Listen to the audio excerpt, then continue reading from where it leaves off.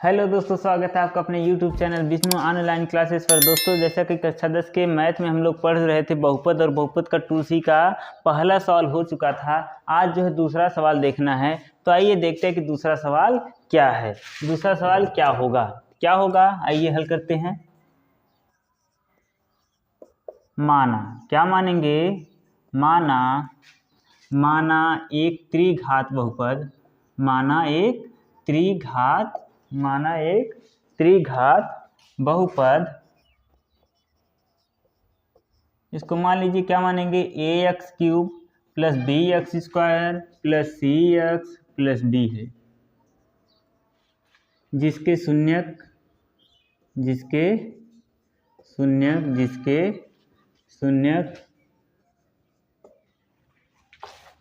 Alpha beta gamma है। तो शून्यांकों का योग क्या होता है? शून्यांकों के योग बताए हैं -b/a, मतलब alpha plus beta plus gamma बराबर -b/a। शून्यांकों का योग, अच्छा उसमें दे दिया सवाल में, शून्यांकों का योग क्रमशः कितना है? 2। तो -b/a, हाँ बटे में कुछ नहीं, एक मान लीजिए। इसका मतलब b का मान हो गया -2 और a/b क्या हो जाएगा, या b/a क्या हो जाएगा? तो यहाँ से b/a क्या हो जाएगा? b/a बराबर हो जाएगा -2/1। इसका मतलब a का मान 1 हो गया, b का मान -2। फिर क्या बोला है? दो शून्यांकों के साथ लेकर उनके गुणनफलों का योग। दो शून्यांकों को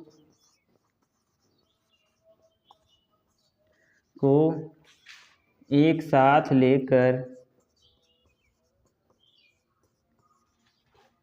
उनके गुणनफलों का योग।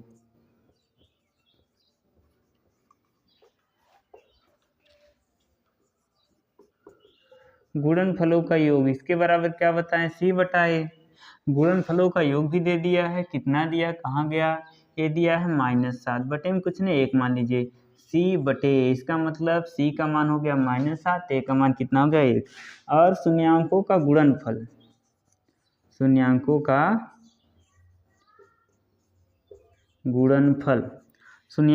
गुणनफल बराबर क्या होता है? -d और बटे में a, -d/a। तो देखिए शून्यांकों का गुणनफल भी सवाल में दे दिया। कितना दिया है? -14 बराबर -d/a। माइनस से माइनस कैंसिल, बटे में कुछ नहीं, एक मान लेते हैं। तो d/a बराबर कितना हो जाएगा? 14/1। अतः त्रिघात बहुपद क्या था? त्रिघात बहुपद क्या माने थे आप लोग? तो ये माने थे हम ax³ + bx² + cx + d। बस सबका मान ला के रख दीजिए। a का मान देखिए सभी जगहों पर a है, a को लिखो या मत लिखो, x³ हो जाएगा। b का मान कितना आया है? तो b का मान यहाँ पर देखेंगे -2 है, तो हो जाएगा -2x²। c का मान कितना है? तो c का मान यहाँ से देखेंगे -7 है, तो -7x। और d का मान कितना है? +14। तो ये हमारा क्या हो जाएगा? आंसर। तो जल्दी से इसे नोट कर लीजिए, फिर चलते हैं अगले सवाल पर। आइए तो अब चलते हैं तीसरे सवाल पर। तीसरा सवाल हमारा क्या दिया है? यदि बहुपद x³ - 3x² + x + 1 के शून्यक a - b, a और a + b हो तो a तथा b का मान ज्ञात कीजिए। मतलब यह हमारा त्रिघात बहुपद दिया है और इसमें जो है a और b ये सब इसके क्या है? शून्यक है। तो हमें a और b क्या है, इन्हीं का मान निकालना है। आइए देखते हैं कैसे निकलेगा। तो आप लोग जानते हैं शून्यकों का योग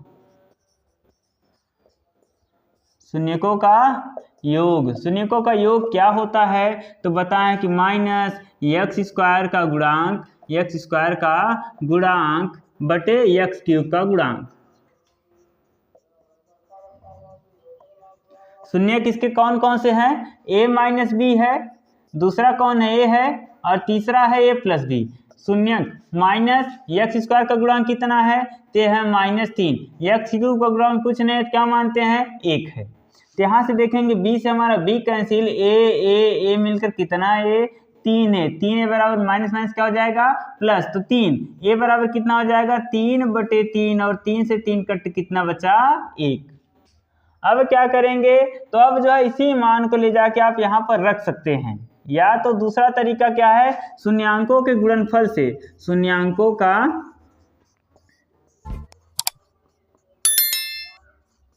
शून्यांकों का गुणनफल ये इसके बराबर क्या होता है, इसके बराबर क्या होता है, तो माइनस अचर पद बटे x क्यूब का गुणांक। शून्यांकों का गुणनफल, शून्यांक कौन कौन से है, a माइनस बी, a और a प्लस बी बराबर माइनस अचर पद कितने हैं, अचर पद 1 है, x क्यूब का गुणांक कितना है, a भी 1 है। अच्छा, a माइनस बी और a प्लस बी बराबर क्या होता है, ते होता है a square minus B square, और बाहर कौन है, a है। देखिए a का मान कितना है -1, तो -1 का स्क्वायर माइनस बी स्क्वायर, और नहीं a का मान कितना 1 है, तो 1 रखिए, और यहाँ पर 1 बराबर -1, 1 का स्क्वायर 1 होता है, माइनस बी स्क्वायर बराबर कितना -1, इधर ही प्लस में उधर जाएगा माइनस, तो माइनस बी स्क्वायर बराबर क्या हो जाएगा, -1 और प्लस 1, इधर ही माइनस था उधर जाएगा प्लस हो जाएगा, तो बी स्क्वायर बराबर क्या हो जाएगा 0, तो बी बराबर भी क्या होगा 0। ठीक है, इसका मतलब a का मान कितना हो गया 1 और b का मान कितना हो गया 0। आइए अगला सवाल हल करते हैं। यदि बहुपद x cube plus 9x square plus 20x plus 12 है तो शून्यकों को ज्ञात कीजिए। हम बताए हैं कि जितना घात होता है इसका उतना इसके शून्यक होते हैं। अब क्या करेंगे, जब त्रिघात होता है तब कैसे गुणनखंड करते हैं, तो क्या करते हैं, अपने मन से इसको 0 के बराबर करके x की जगह कुछ रख देते हैं, जिससे यह 0 हो जाता है, तो वही इसका क्या कहलाता है, एक गुणनखंड। तो चेक कीजिए क्या 1 रखने पर होगा, तो 1 का क्यूब 9 20 नहीं होगा, -1 रख दीजिए, -1 रखेंगे तो क्या आ जाएगा, -1 का क्यूब प्लस 9 गुणे -1 का स्क्वायर प्लस 20 गुणे -1 प्लस 12। तो देखिए -20 हमें लग रहा है खो जाएगा, तो -1 यहाँ 9 1 कम 9 -20 1 कम 20 प्लस 12।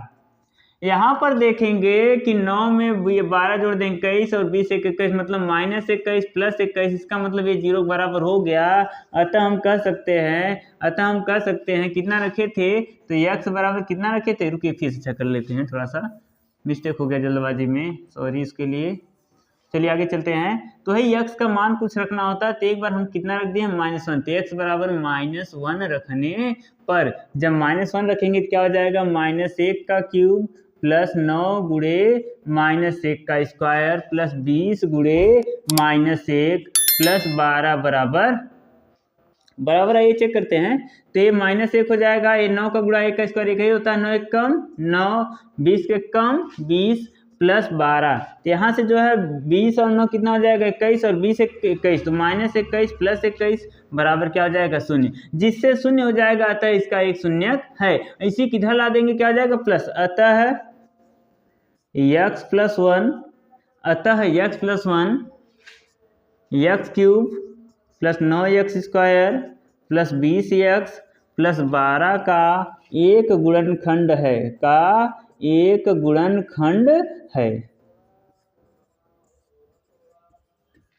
एक गुणनखंड है।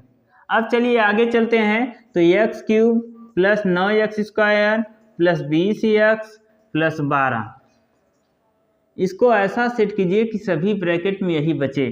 तो ये x क्यूब, इसको हम तोड़ रहे हैं किसमें, x square plus 8x square, इसको भी हम तोड़ रहे हैं किसमें 8x प्लस 12x, इसको हम लोग इसे ही लिख दे रहे हैं। कुछ कॉमन दिख रहा है क्या इसमें, तो देखेंगे x स्क्वायर, हाँ गुरुजी x स्क्वायर कॉमन है, तो यहाँ देखिए 2 कॉमन हो गया, एक घात बच जाएगी, और यहाँ जब सब कुछ कॉमन तो कितना बचता है 1, इसमें कुछ कॉमन है, तो हाँ 8x दोनों तो दिख रहा है, 8x कॉमन कर लिए, तो यहाँ का क्या बचा x, यहाँ का प्लस 1, इसमें कुछ कॉमन है, तो देखेंगे दोनों में आ गया है 12, तो 12 को कॉमन करेंगे तो यहाँ का x, यहाँ का प्लस 1।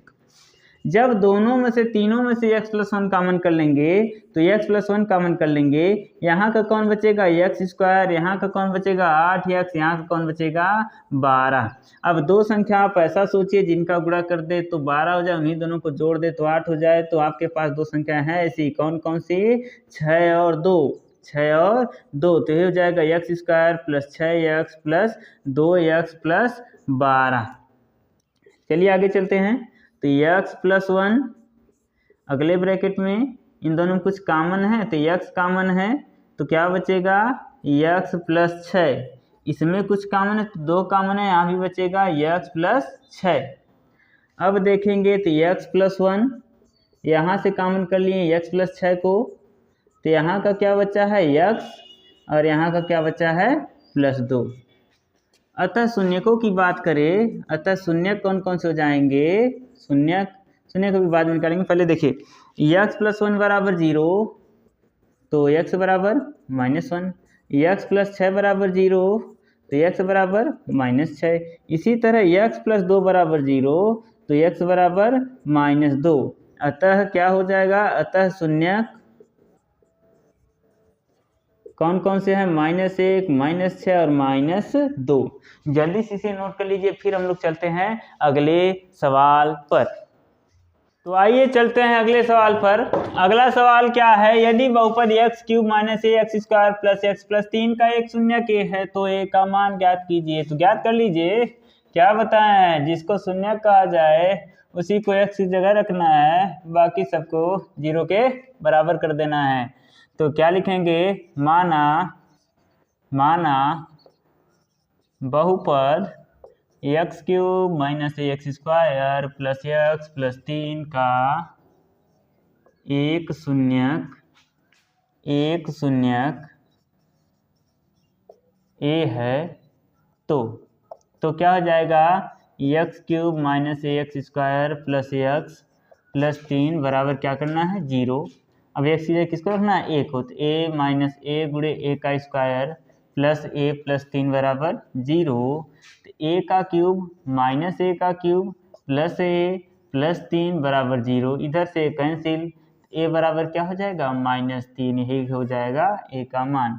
चलिए अगला क्वेश्चन क्या करते हैं, यदि बहुपद px बराबर इतने के दो शून्यकों का गुणनफल, चलिए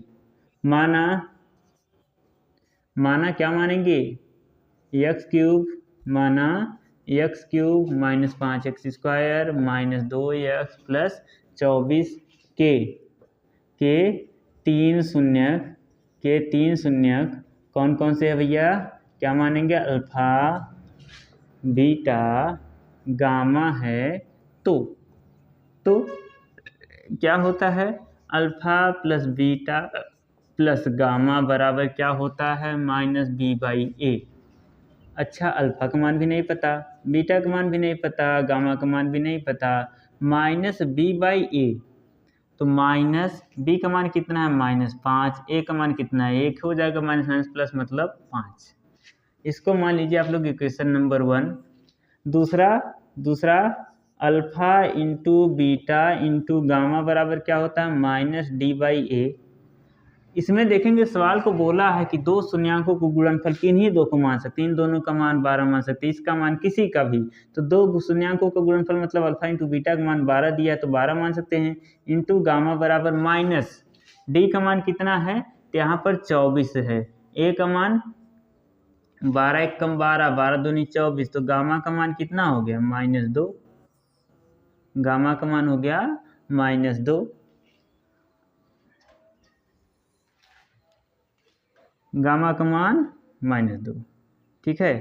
अब चलते हैं गामा का मान पहले वाले समीकरण में रखने पर, पहले समीकरण में रख देते हैं, तो क्या हो जाएगा, गामा का मान समीकरण 1 में रखने पर जब रखेंगे तो क्या हो जाएगा, अल्फा प्लस बीटा -2 बराबर 5, अल्फा प्लस बीटा बराबर क्या हो जाएगा 5 धन 2 बराबर क्या हो जाएगा 7, अल्फा प्लस बीटा बराबर कितना हो गया 7। यहाँ पर जो आया है अल्फा प्लस बीटा बराबर क्या हो गया 7, तो अल्फा बराबर क्या हो जाएगा, तो अल्फा बराबर हो सकता है 7 माइनस बीटा, इसको मान लीजिए इक्वेशन नंबर 3, इसको 2 मान लीजिए। अब क्या करना है, यही जो अल्फा का मान आपका आया है, ये जो अल्फा का मान आया है किसकी जगह रख सकते हैं, तो अल्फा का मान इसमें रख सकते हैं समीकरण नंबर 1 में।